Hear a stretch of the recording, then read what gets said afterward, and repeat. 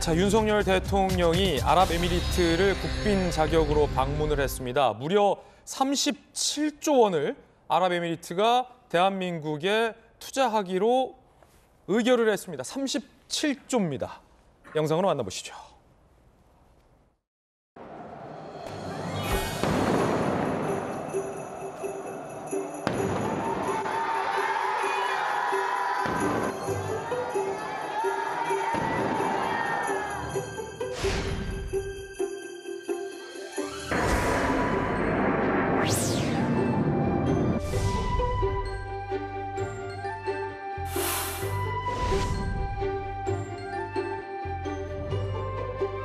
سيدي أكرر الترحيب بكم فخامة الرئيس في بلدكم الثاني دولة الإمارات.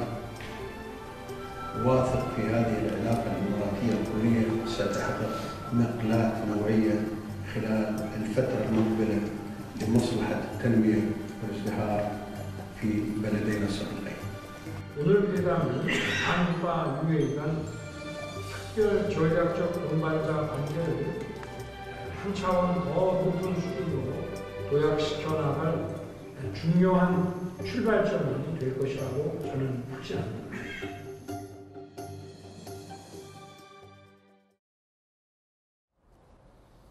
(37조 원) 전격 투자, 윤석열 대통령, 모하메드 아랍에미리트 대통령 정상회담, 어떤 상황에서도 약속 지키는 대한민국에 대한 신뢰로 300억 달러, 37조 2,600억 원 투자를 결심했다. 코로나 등 어려움에도 계약 이행하는 한국 기업에 깊은 인상을 받았다라고 아랍에미리트의 대통령이 밝혔습니다.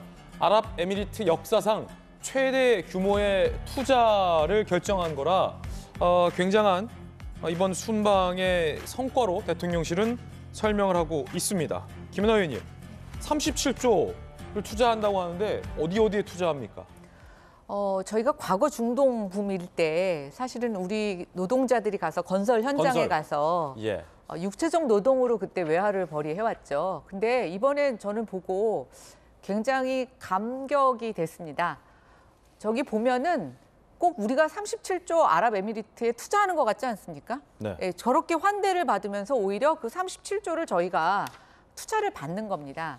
에너지, 금융, 또 아랍에미리트의 여러 가지 도시 개발, 반도체 등등 자원 등도 있어서 굉장히 이제는 노동 집약적인 것이 아니라 기술 집약적이고 또 굉장히 첨단 기술을 도입하는 그런 분야에 우리가 이렇게 대접받고 투자를 받고 왔습니다. 예. 다시 한번 되게 대한민국의 위상이 높아졌다는 걸 실감할 수 있을 것 같고요. 이제는 뭐 우리가 한 10년 전쯤인가요? 헬조선이라는 말이 청년들 안에서 굉장히 빈번하게 있었는데 얼마 전에 조사에 의하면 이제 굉장히 한국인이라는 게 자랑스럽다라고 하는데 그런 국격이 이번 행사에서도 많이 보여진 것 같습니다. 뭐 원전이나 방산, 네. 뭐 건설 이런 데에 투자를 한다는 거군요. 37조 원, 네. 오일머니. 아랍에미리트 역사상 가장 큰 투자 규모라고 합니다. 국빈 자격으로 대한민국 대통령이 아랍에미리트에 방문한 건 이번이 처음이라고 합니다. 정부 인사 외에도 삼성 이재용 회장, SK 최태원, 현대차 정의선 회장 등 경제계 인사도 같이 갔고요. 중동에서 최고 귀빈에게 제공하는 낙타고기, 낙타고기가 나왔다라는 얘기도 있습니다. 환대에 감사한다. 한국의 형제도 환영한다. 그뿐만이 아니라 장관 8명이 같이 대동을 했어요. 아랍에미리트의 각 분야와 함께 MOU 체결에 있어서 장관들이 8명이 대동을 했다라는 겁니다. 자, 김영주 의원님. 네. 아랍에서의 낙타고기가 나왔다. 네. 자, 이건 어떤 의미입니까? 중동 전문가로서. 네네. 그 아랍은 사실 낙타의 나라죠. 낙타의 나라다. 그리고 이제 예. 우리나라에 말 경기가 있으면 거기는 낙타 경기가 굉장히 유명합니다. 낙타도 경기를 합니까? 예. 그래서 지난번에 제가 중동 방문했을 때 낙타 NFT를 만들어 갔어요. 굉장히 낙타 그걸 NFT. 좋은 선물로 받았어요. 아, 그렇군요. 예, 그만큼 왜냐하면 두바이 출장을 워낙 자주 가시니까 요새. 그래서 그 사람들이 굉장히 원하는 게 그 두바이나 아랍에미리트 귀족들이 낙타 레이싱을 좋아하거든요. 낙타 레이싱. 경주. 예. 우리나라도 솔직히 제주도 말고기 있잖아요. 예. 그런 거와 똑같듯이 낙타고기가 최고의 귀한 고기다. 귀한 고기로 선물 받을 수 있고 그 낙타에 대한 관심이 굉장히 지대합니다. 그 정도 대우를 받았다는 거고 실제로 보면 사우디가 한국에 대한 투자하는 전략과 아랍에미리트가 투자하는 전략은 좀 차이가 있어요. 좀 차이가 있어요. 투자는 사우디는 굉장히 게임, 뭐 카카오 이렇게 딱 꼭꼭 집어서 몇 개를 한다면 굉장히 아랍에미리트는 포괄적인 의미에서 친환경부터 사실은 다양한 방산. 저 아랍에미리트가 직접 무기를 사지만 자기 안에 무기를 주지는 않아요. 우방 국가에 무기를 사주는 역할도 하거든요. 아, 그래요? 이집트 같은 대리 전쟁을 하는 나라이기 때문에.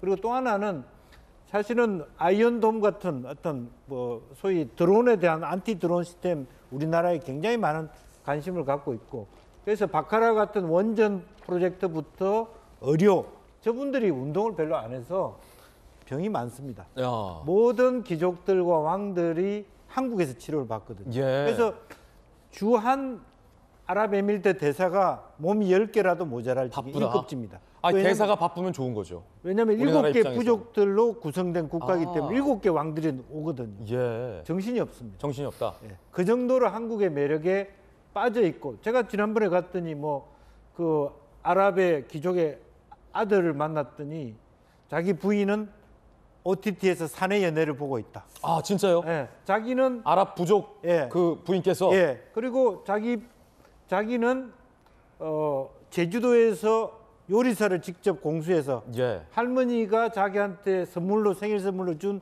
빌딩에 한국 음식점 차릴 거다. 그런 정도의 한국에 빠져 있거든. 한국에 대한 관심이 지대하다. 그래서 한 단계 전략, 말하자면 관계가 격상되었다, 그렇게 볼 수 있을 것 같습니다. 그렇군요. 그런 의미가 이번 그 아랍에미리트의 어떤 순방의 의미다. 그렇습니다. 사우디에서도 그때 왕세자로부터 우리가 투자를 약속받았는데 요즘 이 중동 아랍 지역과 좀 친합니다. 그래서 저희들이 해야 될 게 사우디하고 아랍에미리트를 이간질하는 게 필요해요. 아, 무슨 말입니까 그게? 서로 투자 경쟁을 하거든요. 아하. 오일 머니를 가지고 투자. 예. 사우디가 이 정도 했는데, 사우디가 한국 무기 이 정도 샀는데, 그러면 아랍에미리트 우리도 살게 이렇게 나옵니다.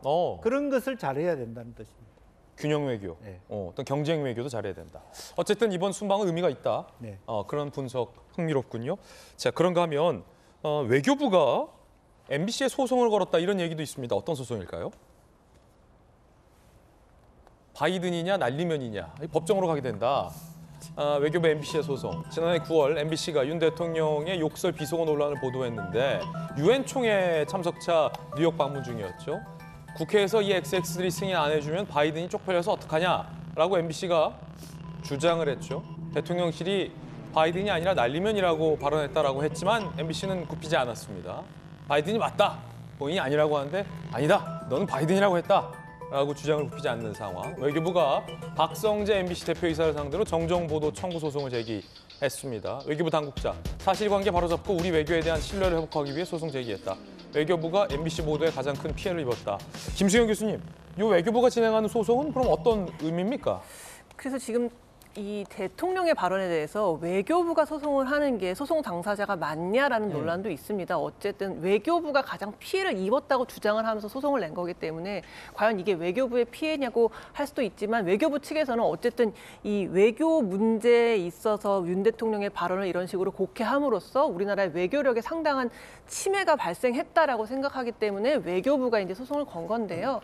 사실 이제 정정 보도랑 반론 보도는 달라서 잘 아시겠지만 정정 보도는 상대방이 우리가 오보를 했다고 인정을 해야만 정정 보도가 가능한 겁니다. 아마 외교부 측에서는 정정 보도를 해라라고 이제 MBC 측에 얘기를 한 것 같은데 MBC에서는 이제 받아들일 수 없다고 했겠죠. 그래서 중재가 안 되면서 이게 결국 법정으로 가게 된 겁니다. 이제 법정에서 저는 좀 이 다퉈볼 만한 게 뭐냐면은 이제 괄호 안에다가 미국이라는 말을 집어넣어서 미국 국회라는 식으로 해석한 부분을 아예 자막 처리를 했었잖아요. 이제 그 부분에 대해서는 사실 허위라고 볼 수가 있거든요. 윤 대통령이 말하지 않은 부분을 자기네들이 그냥 해석해서 괄호에 집어넣음으로써 시청자들이 그렇게 인식하게끔 만든 거기 때문에 그 부분에 대해서는 좀 다퉈볼 좀 소지가 있지 않을까 저는 그렇게 생각이 듭니다. 예.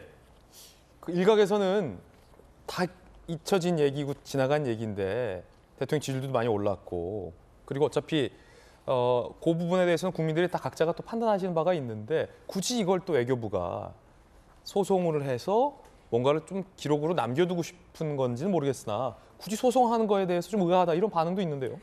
그렇죠. 이렇게 다시 한번 회자가 되면 이미 많은 사람들의 뇌리 속에서 사라졌는데 다시 상기가 되면서 예. 아 그때 맞아 그런 일이 있었지라는 게 대통령실에 사실 안 좋게 작용을 할 수도 있거든요. 왜냐하면 이게 바이든이냐 날리면이냐가 그렇게 국민 삶에 이렇게 중요한 문제일까를 생각해 보면 왜냐면 미국이 아니, 괜찮다. 바이든 아니라고 우리도 생각한다라고 다 외교는 넘어간 일이잖아요. 오히려 이게 대통령이 뭐 국회를 향해서 XX들이라고 얘기한 발언만 좀 회자되는 거 아니냐. 그럼 외교부가 좀 잘못 판단한 거 아니냐. 뭐 굳이 뭐 이런 지적도 있습니다만.